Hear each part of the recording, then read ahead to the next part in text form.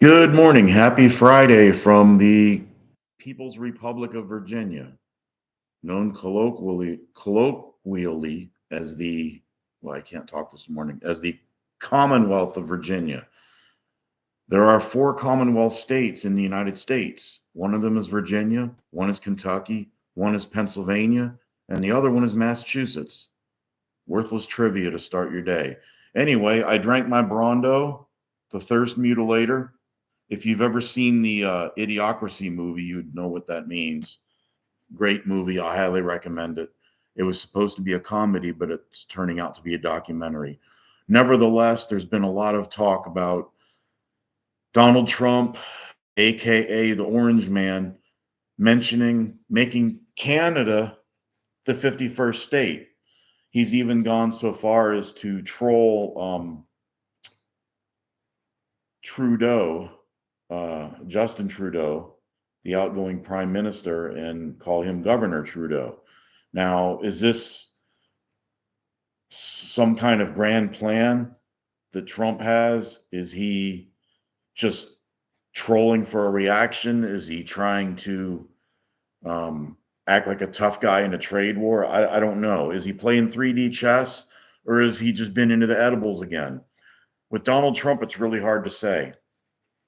Um, if Canada and the United States were to join together and the Canadians would become, I guess, United Stadians, because technically Canadians are Americans, just like Mexicans are Americans, because the continent is North America. And when you go down south of the border, you get down into Central America, and you even have South America. So I guess if you use a purist definition, somebody from Nome, Alaska, all the way down to the bottom point of Chile would be an American. But nevertheless, I know American means somebody from the United States. But if Canada were to supposedly be admitted as a 51st state, you would have a by far the largest country in the world. We would dwarf Russia. The USA and Canada together would be much bigger than Russia. The Russian population is 140 million. The United States is about 330 million, not counting about 20 million illegal aliens living in our country, but 330 million citizens. Canada is about 30 to 35 million. So you're looking at probably 2.5 times the population of Russia and a bigger landmass. Canada has massive oil and natural gas reserves, massive timber. They've got arable land. They've got navigable waterways, tons of fresh water. I believe that the Great Lakes contain 20% of the world's fresh water. And part of those Great Lakes belong to Canada, and part, I guess, belong to the United States. Not really sure where they draw the dividing line, but nevertheless, um, Canada has a weird situation where out of the 30 some million people they have, I think it's like 90% of them live within 50 miles of the US border. I'm not sure the exact numbers, but I know most of them live in close proximity to the United States. So Canada does have a lot of resources. I mean, just think of the timber they have. Holy smoke. But I think it would be a bad idea to make them a state. I agree with let's hammer out a better trade agreement. You know, they do have huge tariffs on some of our products that kick in after a certain number of imports. So there are certain things that are not tariffed that go from the United States into Canada, but if we go above a certain quantity, they have tariffs like over 200%. It's insane. Um, I don't like the idea of engaging in a trade war with Canada. I don't want bad blood between United Americans and Canadians. I've been to Canada twice in my life. It's a beautiful place. The people we call them our friendly neighbors to the north. I love the way they talk. They're very nice, very kind. Canada has been with us in just about every conflict we've had. My dad served in Vietnam, and he said there were some Canadians and some Australians fighting alongside the United States over there, and he said they were very, very good people. He's made he's no longer living. He passed away more than 25 years ago, but he was career military, and we actually went to visit one of his friends from, I guess, from the war, who worked for the Canadian Armed Forces.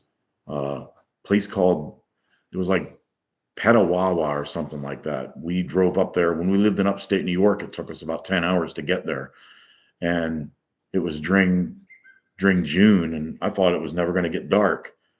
It stayed daylight really late up there, but nevertheless, nice people, beautiful country. And I was there 5 years ago. My wife and I drove up through Michigan over through Sault Ste. Marie, which is on the northern peninsula, into Canada. And then we drove across Ontario through Sudbury. Sunbury's in Pennsylvania, Sudbury. And then we came down through Niagara Falls. We stayed one night in Niagara Falls on the Canadian side, which is much more beautiful than the American side, by the way. And then we drove back down through, I guess it's Buffalo, and on down towards Erie. And then we took 79 down into all the way down around Pittsburgh into West Virginia, and then back home to Virginia on 68, and then 81. Yeah. Anyway, enough about that. But yeah, I love my time in Canada. It was really a fun time up there. Friendly folks. And if you ever see the locks where the ships come through the canal at Sault Ste. Marie, it's really cool. It's in a giant bathtub. There's no pumps or anything. The ship comes up and they open up the lock and the water fills up. The ship sails into it, and then they shut the lock, and then they open the one on the other side, and the ship sails down the river. Um, Not sure, it's not the St. Lawrence. I can't think of the name of the river, but it's the border where Canada and Michigan meet at Sault Ste. Marie. It's really cool to watch it, to see how the canal works. But anyway, if Canada were to become a 51st state, Canada has, I believe it's 10 provinces and 3 territories. But assuming it all came in as one and not as individual states or provinces, let's say it all came in as one. If you're a Republican or you're a conservative or you're even a libertarian, you should probably be opposed to that and think that Trump is off his rocker. Because what would happen is you would instantly have 2 new Democrat senators. Um, Overall, the people in Canada, at least where the population is, they probably vote like California. So you're more than likely you're going to have 2 new Democrat senators. Chuck Schumer would love that. And the House of Representatives would gain about 30 Democrat seats, 25 to 30 net gain for the Democrats in the seats in the House of Representatives. The size of Congress, the House, is fixed at 435. It used to be one congressman for every so many 100,000 people or something like that. But if our House of Representatives had grown proportional with the population of the country, we'd have over 3,000 in the House of Representatives. So many years ago, I'm not sure when, I think it was in the late 1800s, the number of representatives is frozen at 435. So what that would mean is that your balance in the House would be thrown almost to a veto proof majority of Democrats. Okay. So I don't know what Trump and the Republicans, if you're a MAGA, even if you're a never Trump Republican, even if you hate Trump and you're like a George Bush or a Dick Cheney Republican, you still shouldn't be in favor of that idea. Not only that, it's going to throw off the Electoral College too. So you hear the Democrats, they hate the Electoral College. They want to apportion the Senate. Well, all of a sudden, the Democrats are probably like, wait a minute, this would be a great idea, because you would get an instant Democrat majority in both chambers of the Congress. Plus, the Electoral College vote would be so skewed in favor of Democrats, we would probably never ever see a Republican president, let alone a constitutional conservative or libertarian president in my lifetime. Probably not even in my son's lifetime. Um, so, if you're a Trumpanzee Republican and you think Donald Trump hung the moon and his ideas are always good and you're MAGA all the way, you might want to cool your jets there. Cool your jets there, Ghost Rider, because that could be a potentially bad idea. But I do, um, as far as the tariffs are concerned, they've hashed that argument out. It's best to use tariffs as a weapon to get people to drop their tariffs on US products. Because as soon as you start jacking up tariffs on imported goods, um, it causes what they call reciprocal tariff. Although much of what Donald Trump doing is already reciprocal to what countries are doing to us. The media just doesn't, they won't tell you that. But nevertheless, Canada is strategically located. They, oceans on both sides. They've got access to the Arctic. As I said, tons of resources. They're a great neighbor. They're a great ally. They're fantastic people. But from a political standpoint, and even an economic one, bringing them into the fold of the United States is probably not that great of an idea, assuming the Canadians would want that. I don't think the Canadians want that. I think they are their own proud people, and they have a very good history. Um, it's a good place. They're a little to the left for my taste overall, but I have nothing against the Canadian people. I never met one I didn't like. I've met several people from Canada, and they've always been super friendly, very interesting people.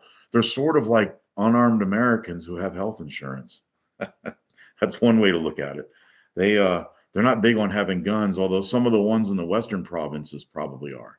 I'm sure there are people in Saskatchewan, Northwest Territories, and Alberta. I'm sure that there are people out there who are very pro gun who'd probably be very interested in becoming part of the United States. But a friend of mine joked that we should invite Alberta and Saskatchewan to be, and maybe Yukon to be part of the United States, and then we can give Massachusetts and Vermont and Minnesota to Canada. And maybe Wisconsin. I thought that was kind of an interesting idea, but no, I don't think they should be made a state. I mean, the federal government is big enough already. I think that, you know, let's have a good alliance with Canada. We all speak English except for some people in Quebec, um, and many people in Canada are bilingual. But we have a lot in common. We're kind of like brothers. We're kind of like a older, uh, um, kind of like a big brother to Canada, an older big brother. But we're joined in many ways. We have economic, social, and cultural parity with Canada, and that's a good thing when we share such a big border. Um, you do have the border is largely unsecured. It's mostly wilderness, and I'm sure some smuggling goes on, but it's not nearly as what the potential problem you have with Mexico, with the border down there. Um, but I don't think Canada should become a state. I don't know, is Trump playing 3D chess? I don't know, but is he just trolling? Sometimes he does that, but when he talks about these trade deals being really bad, remember it was during his first term. I believe it was 2018 or 2019 when Trump negotiated the USMCA. I think it was the United States Mexico Canada Agreement, USMCA, not to be confused with the YMCA, but he negotiated that. So if it was a bad deal, okay, fine, but he needs to come clean about it and say, hey, that was a bad deal that I did. So there's just so much weird stuff going on right now. Trying to keep track of what's going on is like running around in the backyard chasing a squirrel with a tennis racket. And I think that's a good way to put it. It's um, I have a case of ADHD myself, but these days I feel like I've got the attention span of a gnat on cappuccino. because it's just constant, just stuff. You just have to turn off the TV because you can't go to sleep at night because your brain is just running all around. But anyway, I'm going to leave it at that. Everybody have a good Friday. Have a fantastic weekend. And, as the late Casey Kasem would say, keep your feet on the ground and keep reaching for the stars.